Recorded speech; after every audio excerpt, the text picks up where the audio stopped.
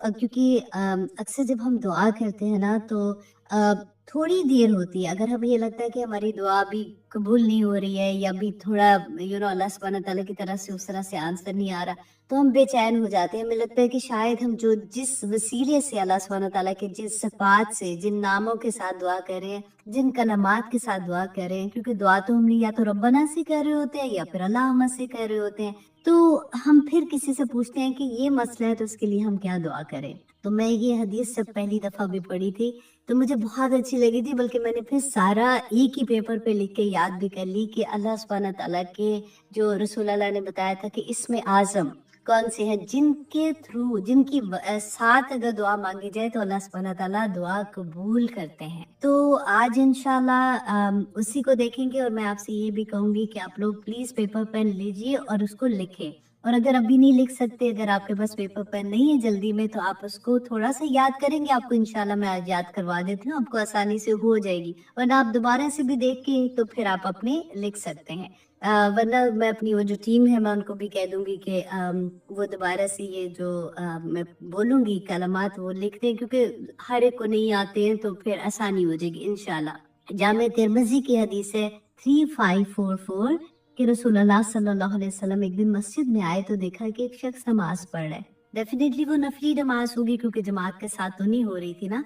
तो नमाज पढ़े और नमाज पढ़ने के बाद जब उसने दुआ की है तो जो कलमात पढ़े, तो रसूलुल्लाह सल्लल्लाहु अलैहि वसल्लम ने सहाबा वहां पे जो थे मस्जिद में उनको कहा कि क्या तुम जानते हो कि इसने किन कलमात के साथ दुआ मांगी है अल्लाह सुब्हानहू तआला से?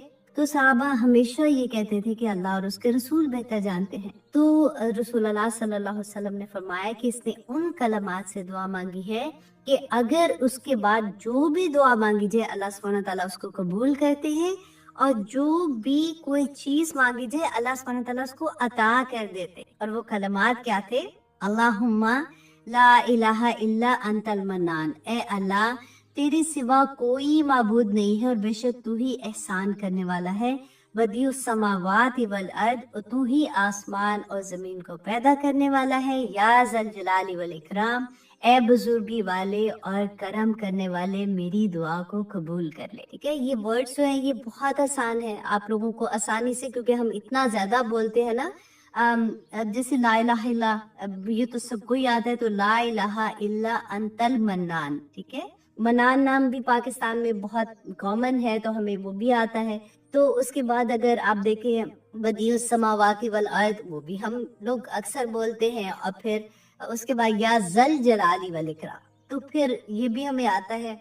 तो आप लोग ये याद कर लें कि इस तरह से हम लोगों ने जब भी दुआ मांगनी है तो हमने कौन से वर्ड्स इस्तेमाल करने। और इसके बाद अच्छा, एक और हदीसों में देख रही थी क्योंकि थोड़े से वर्ड्स डिफरेंट होते हैं। सॉरी, आज मेरा गला थोड़ा सा ऐसे क्योंकि एलर्जीज है, मैं कोशिश करूंगी कि आहिस्ता आहिस्ता बोलती रहूं।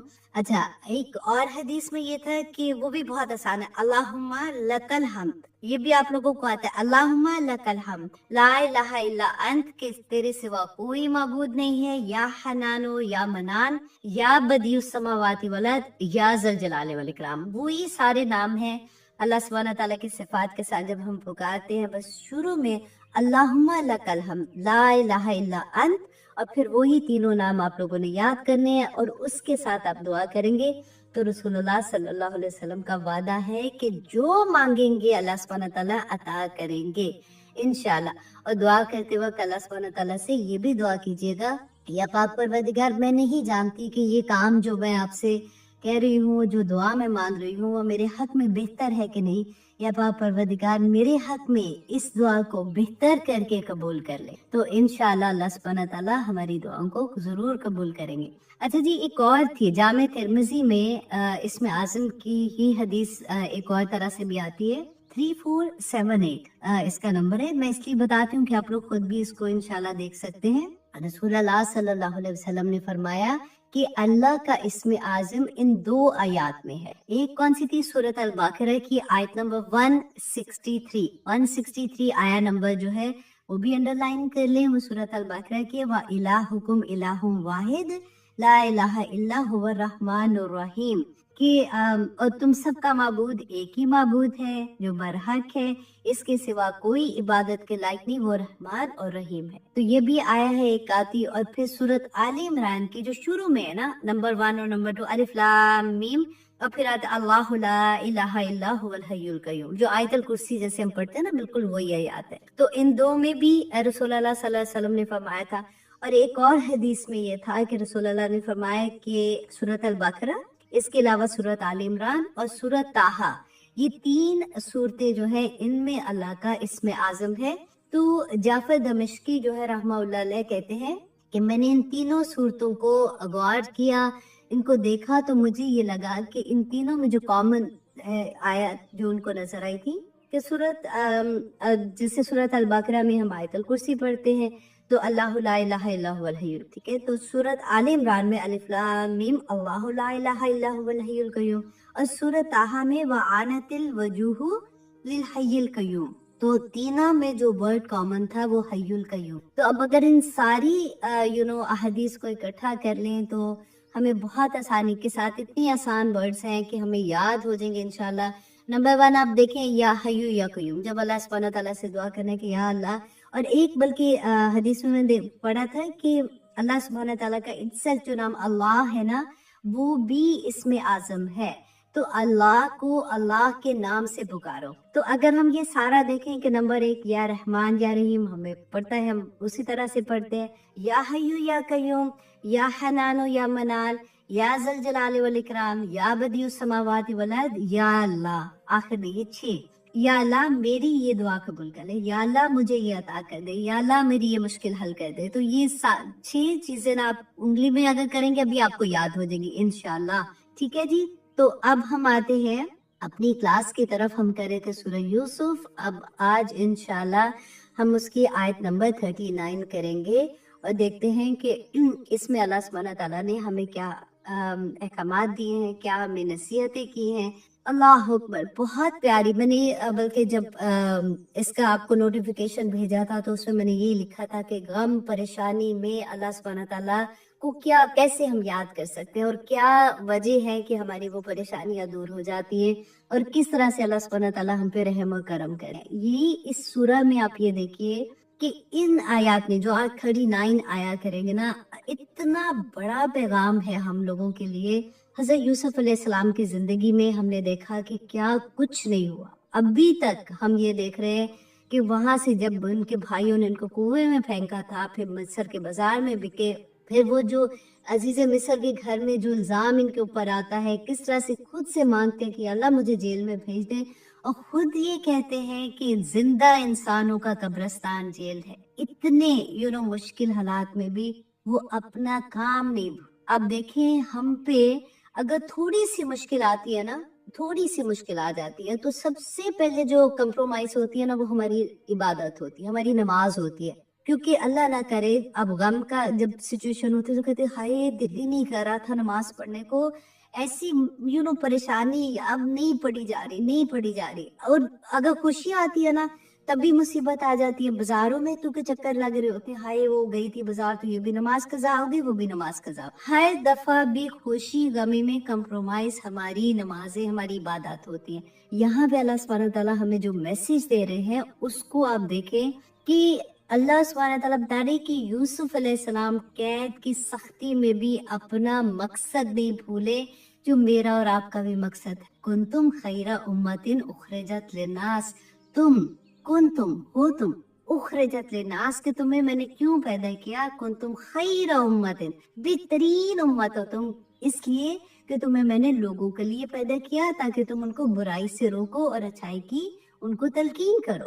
یہی ہے نا ہم لوگوں کا کام، یہی سبق اس آیا میں آپ کو، یہ 2 آیات ہیں جو توحید کے بارے میں اتنی پیاری آیات ہیں کہ وہاں پہ بھی جب اتنی پریشانی میں، حالانکہ عام بندہ جیسے اگر دماغ میں آتا ہے تو بندہ سوچے کہ مجھے ملا کیا کہ میں اللہ کی توحید اب اس کو بھی بتا رہا ہوں، میں جب سے پورا کوشش کر رہا ہوں کہ میں کوئی غلط کام نہیں کروں، اور پھر مشکل پہ مشکل سنتے ہیں نا، بعض لوگ کہتے ہیں کہ میری تو مشکل ہی نہیں ختم ہوتی، ایک ختم نہیں ہوتی تو دوسری آ جاتی ہے، دوسری ختم نہیں ہوتی تیسری آ جاتی ہے۔ یہاں پہ حضرت یوسف علیہ السلام کا حوصلہ، ان کا صبر، اور اس کے باوجود جو مقصد ان کی زندگی کا تھا اس پہ کس طرح سے فوکس جیسے ہوتے ہیں، موقع جہاں پہ ملا فوراً وہی بات کر دی، کیونکہ ان کا وہ کہتے ہیں نا سورج مکھی کے پھول کی طرح ان کا فوکس ادھر ہی تھا. ان کو ہر وقت یہ لگتا تھا کہ ان کو میں یہ میسج تو مجھے اور آپ کو ہے نا، ہمیں ہر وقت یہ لگنا چاہیے کہ جہاں پہ ہمیں موقع ملے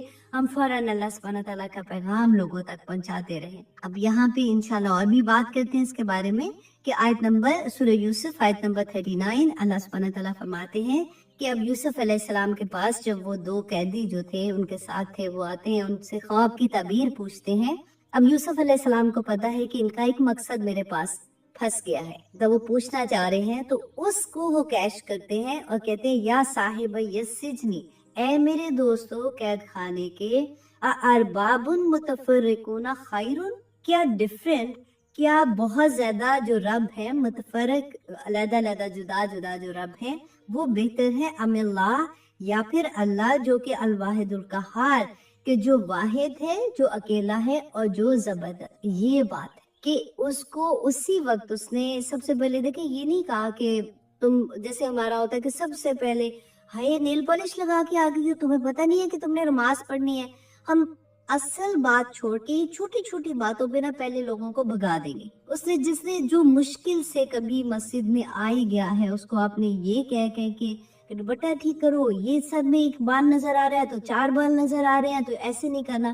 اصل بات کیا ہے کہ جس کو اللہ سے محبت ہو جائے گی نا، جس کو توحید کی سمجھ آ جائے گی، اس کے لیے سارا کچھ آسان ہو جاتا ہے. اس کے لیے پھر وہی بات ہوتی ہے نا، جیسے میں اکثر یہ بات کہتی ہوں کہ جب نئی منگنی ہوتی ہے تو پھر بندہ بس اسی کے رنگ میں رنگ جاتا ہے کہ ان کو یہ پسند ہے، ان کو یہ پسند ہے، وہ یہ کھانے میں پسند کرتے ہیں، ان کو یہ کلر پسند ہے، وہ ایسے بیٹھنا پسند کرتے ہیں، تو ہم پوری کوشش کرتے ہیں کہ اسی رنگ میں رنگ جائے نا.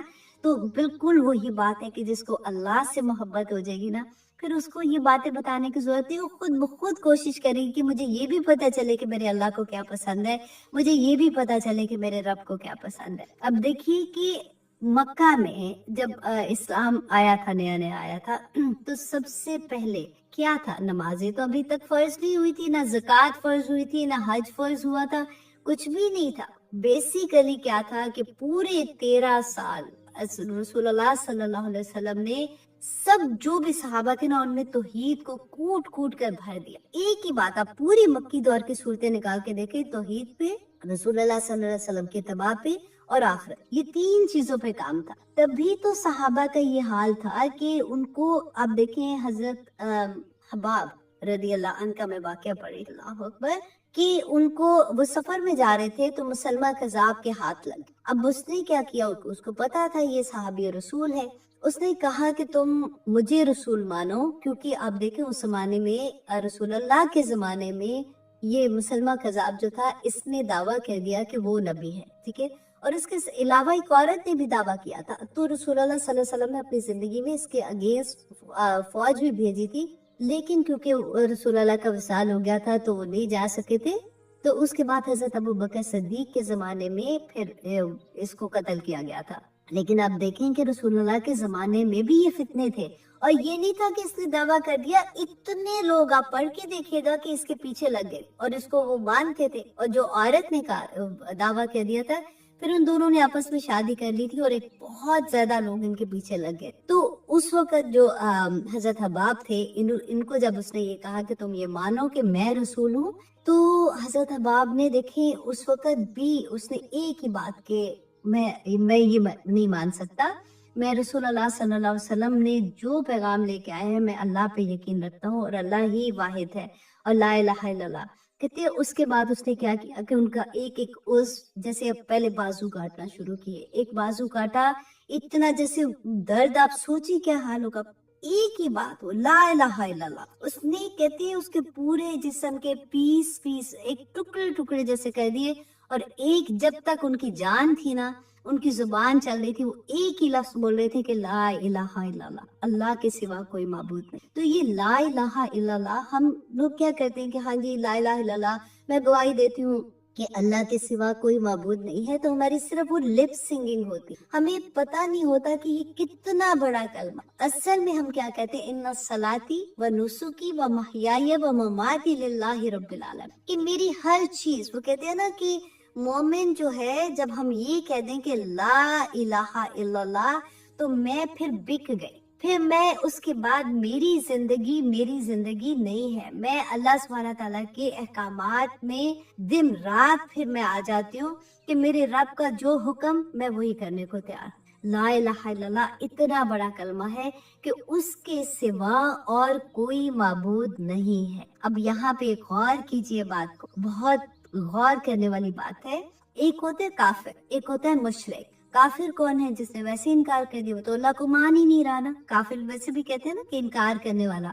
مشرک کون ہے؟ جو اللہ کو مانتے ہیں، اللہ کو جانتے ہیں۔ اللہ سبحانہ تعالیٰ نے قرآن میں کہا نا، ان سے پوچھو کہ تمہیں کس نے پیدا کیا، تو کہیں گے اللہ نے پیدا کیا۔ ان سے پوچھو کہ کس نے زمین و آسمان کو پیدا کیا، کہیں گے کہ اللہ نے کیا۔ تو پھر تم کہاں پہ پھرتے ہو، پھر کہاں پہ تم بھٹک رہے ہو؟ کیونکہ ان کا عقیدہ کیا ہوتا ہے۔ اب آپ یہ دیکھیں، جب ہم بات کرتے ہیں نا، یہ آج کل اس لیے اتنی امپورٹنٹ بات ہے کیونکہ یہ بہت ڈر بھی لگتا ہے ایسی بات کہنے کو، کیونکہ جن کا عقیدہ ایسا ہوتا ہے نا، وہ پھر اگینسٹ ہو جاتے ہیں فوراً ہی دوسرے کے۔ میں کوشش کرتی ہوں کہ میں ایسے ورڈز کے ساتھ آپ کو سمجھا سکوں کہ اللہ سبحانہ تعالیٰ سے بہت دعا، آج کیونکہ توحید کے بارے میں بات تھی نا، تو میں بہت دعا کر رہی تھی کہ یا اللہ میں کسی کے دل آزاری نہ کروں، اور میرا مقصد بھی نہیں ہے۔ I respect all the جو بڑے لوگ ہیں، جو کہنا چاہیے ہمارے اولیاء ہیں یا ہمارے بزرگ ہیں، میں سب کا احترام کرتی ہوں، لیکن میں صرف یہ پیغام دینا چاہ رہی ہوں آپ کو جو اللہ سبحانہ تعالیٰ نے ہمیں دیا ہے، کہ وہ کیا کہتے تھے، ان کا عقیدہ، مشرکین مکہ جو تھے نا، ان کا بھی عقیدہ یہ تھا کہ اللہ ایک ہے، اللہ ہے اوپر، لیکن اللہ سبحانہ تعالیٰ نے اپنے کچھ فیورٹ بندوں کو یہ اختیار دیا ہے کہ وہ اللہ کی مرضی سے وہ کام کر سکتے۔ Understand what I mean؟ کہ اللہ نے کیا دیا ہے۔ تو آج کل آپ اپنے ارد گرد دیکھیں، اللہ نہ کرے کہ وہ ہم میں سے کوئی ہو، لیکن اس لیے بھی ضروری ہے کہ اگر کبھی بھی دل میں کوئی ایسی چیز آ جائے تو ایسی باتیں پھر ہمیں مضبوط کر دیتی ہیں اپنے عقیدے کے اوپر، کہ جب ہم کہتے ہیں کہ یہ رب نواز ہے، اس نے، یا پھر ہم کوئی ایک ورڈ میں زیادہ نہیں بولنا چاہتی، آپ لوگوں کو پتہ ہے گنج پر دادا گنج پر کے وہ دینے والا، مطلب ہم وہاں پہ جا کے دیکھیں، احترام کرنا ایک اور بات ہے۔ یہ لوگوں نے کیا کیا تھا کہ جو ان کے بزرگ تھے نا، جو ان کے نیک لوگ تھے، انہی کے بت بنائے تھے۔ خانہ کعبہ میں 360 بت تھے، لات، منات، عزا، وہ جو بھی انہوں نے نام رکھا ہوا تھا، تو وہ ان کی ایسے لوگ تھے جن کی جو ان کے نیک لوگ، انہوں نے ان کے بت بنا دیے۔ آج ہم نے کیا کیا؟ آج ہم نے ان کی قبروں پہ ایسی چیزیں بنا دی کہ پھر ہم جاتے ہیں چادریں چڑھانے، پھر ہم جاتے ہیں ایسی ساری چیزیں کرنے۔ اور الحمدللہ جن کو سمجھ ہے نا، وہ تو احترام کے لیے جاتے ہیں، لیکن آپ زیادہ تر لوگوں کو دیکھیں جو منتیں مانگنے جاتے ہیں، جو وہاں پہ ان کا یہ عقیدہ ہوتا ہے کہ وہاں پہ جاؤں گی، وہاں پہ جا کے میں یہ منت مانگوں گی، یہ دعا مانگوں گی، تو میری دعا ان کی وجہ سے قبول ہوئی۔ اللہ سبحانہ تعالیٰ یہ 2 آیات ہی اگر ہماری زندگی میں اتر جائے نا، تو ہمیں اچھے سے سمجھ آ جاتی ہے۔ لیکن رسول اللہ صلی اللہ علیہ وسلم ایک دن حتیم وہ ایریا نا جو ڈی سی بنی ہوئی ہے، جو خانہ کعبہ ہی کا حصہ ہے بیسیکلی، نماز پڑھ رہے تھے، تو مشرکین مکہ نے جب دیکھا ان کو، تو دیکھا کہ اکیلے ہیں، تو پیچھے سے کہتے وہ چادر ان کے گلے میں ڈال کے نا، تو زور سے اس کو بند کرنا شروع کیا، تو ان کو سانس روکنا شروع ہو گیا۔ جیسے ہی حضرت ابوبکر صدیق کو پتہ چلا، وہ بھاگے آئے اور انہوں نے ان کو چھڑایا، اور یہی لفظ بولا کہ تم کیوں اس کو مارنا چاہتے ہو؟ صرف اس لیے کہ وہ ایک اللہ کی بات کرتا ہے، وہ کہتا ہے کہ ایک رب سے مانگو۔ یہی بات آپ دیکھیں یہاں پہ ہمیں نظر آئے گی کہ وہ کیا کہتے ہیں کہ ارباب متفرقون خیر ام اللہ الواحد القہار، کیا ڈفرنٹ جو جن کے تم مانتے ہو، جن کو تم رب مانتے ہو، فرق تمہارے خدا ہے، کیا وہ ایک رب سے بہتر ہے؟ اور اگلی آیت دیکھیے کہ مکمل توحید آ جاتی ہے کہ اللہ سبحانہ تعالیٰ فرماتے ہیں کہ ما تعبدون من دونہ، نہیں تم عبادت کرتے، من دونہ، اس کے سوا، مطلب اللہ کے سوا،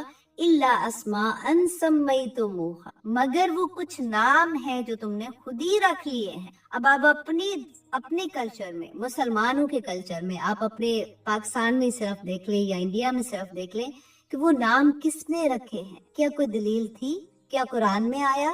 کیا رسول اللہ نے کوئی دیا؟ کیونکہ دین تو مکمل ہو گیا تھا، اس کے بعد تو کوئی دین نہیں آیا نا، تو وہ نام کس نے رکھے؟ اللہ سبحانہ تعالیٰ یہ بتا رہے ہمیں کہ ما تعبدون من دونہ الا اسماء سمیتموہا انتم و آباؤکم، تم نے اور تمہارے آباء و اجداد نے، نہیں میرے تو میری امی اور میرے دادا وغیرہ سارے تو اس قبرست وہ جاتے تھے، اس جو بھی کہتے مزار پہ جاتے تھے، وہ تو دعائیں وائیں تو ہم مانگتے تھے تو دعا قبول بھی ہو جاتی تھی. ہمارے ایک جاننے والے تھے، مطلب اس طرح سے جاننے والے جیسے دور کے تھوڑے تھے، تو وہ بچی کا نام انہوں نے اللہ دیتا رکھا، اللہ دیتا نہیں، انہوں نے کیا رکھا تھا؟ پیرا دیتا. اللہ اکبر. جب میں نے پوچھا ان سے، میں نے کہا جی آپ نے یہ نام بچے کا کیوں؟ اب تو وہ خیر بڑا ہو گیا ہوگا، جب میں پاکستان میں تھی میں تب کی بات بتا رہی ہوں.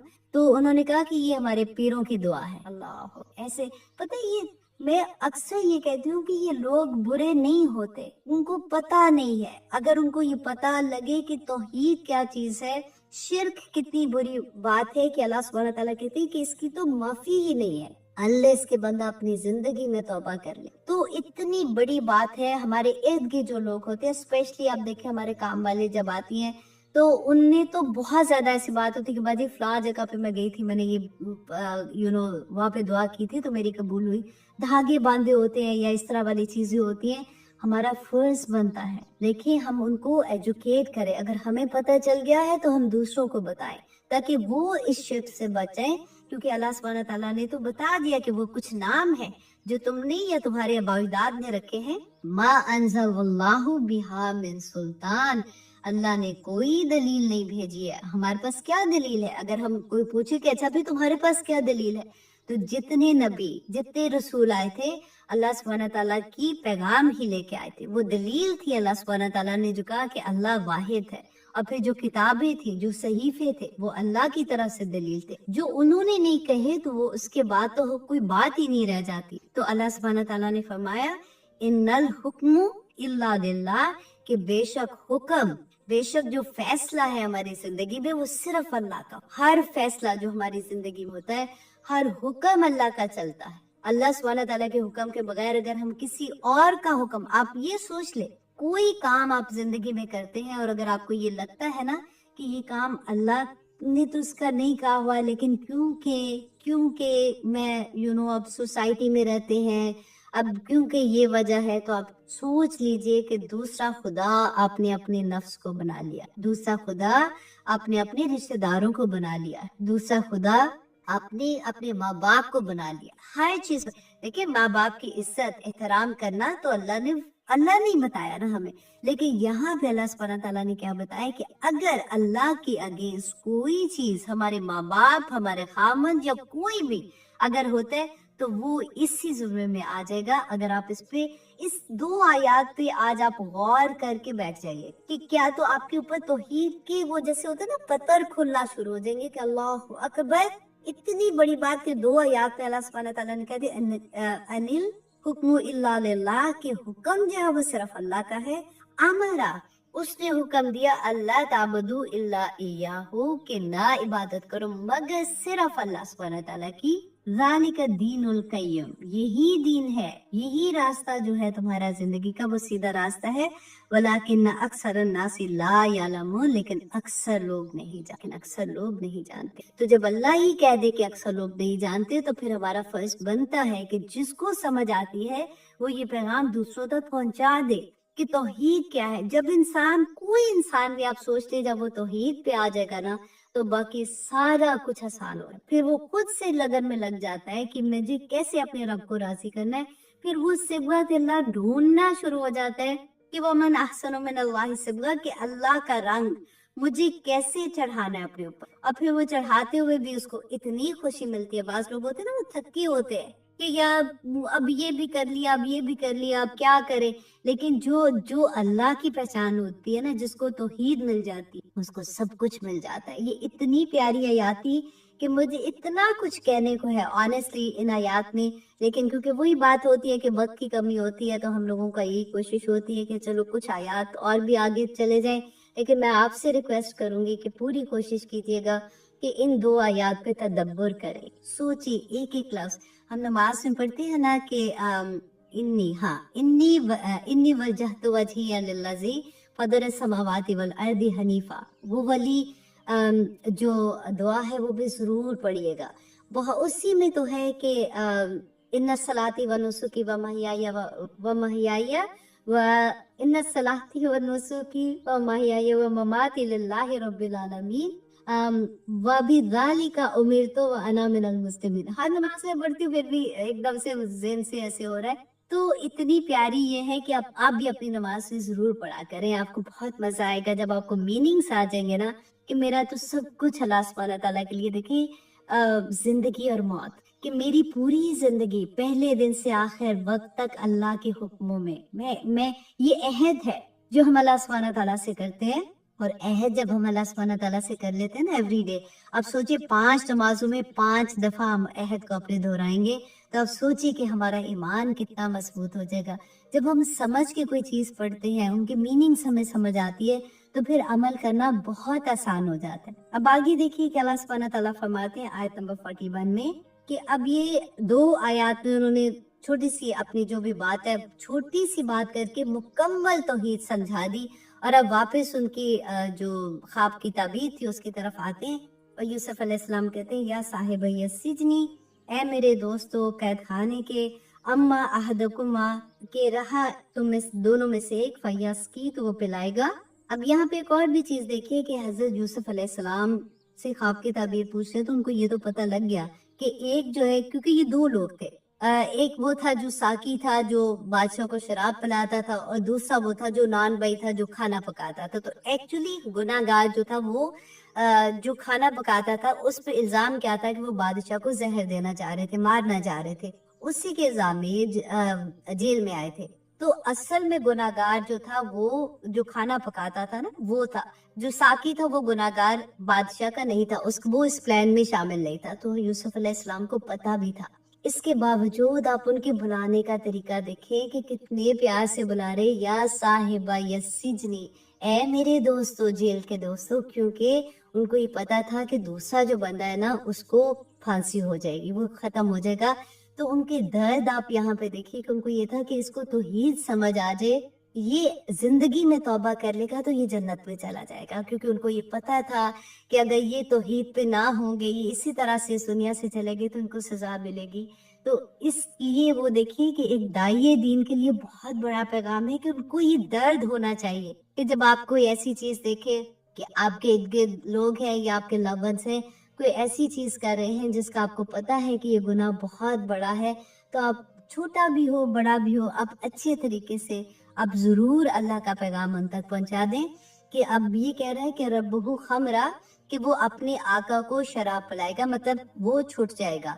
वो अम्मल आखिरू, और रहा दूसरा, फयुस्लबु, तो वो सूली चढ़ाया जाएगा, फताकुलु तैरू, तो खाएंगे उसको परिंदे, मिन रासिही, उसके सर के ऊपर से, कुदियल अम्र, कि फैसला कर दिया गया मामले का। अब ये जो सेंटेंस है ना कुदियल अम्र, ये क्यों कहा हजरत यूसुफ अलैहिस्सलाम ने? क्योंकि अब ये था, ये दोनों ने जब अपनी ख्वाब की ताबीर बता दी ना हजरत यूसुफ अलैहिस्सलाम ने, तो इन्होंने कहा कि नहीं हम तो ऐसे ही, हमें तो ख्वाब नहीं आया था, ये कुछ मुफस्सिरीन ने ये बताया इस तरह से, तो हमने तो ऐसे कहा था कि हम देखें कि आपको मतलब आप क्या कहते हैं। तो उस पे हजरत यूसुफ अलैहिस्सलाम ने कहा था कि अब फैसला हो गया। वो जो बात हम कहते हैं ना कि ख्वाब की ताबीर आप जिससे भी पूछो जैसी भी ताबीर बताएंगे फिर वो हो के रहेगी।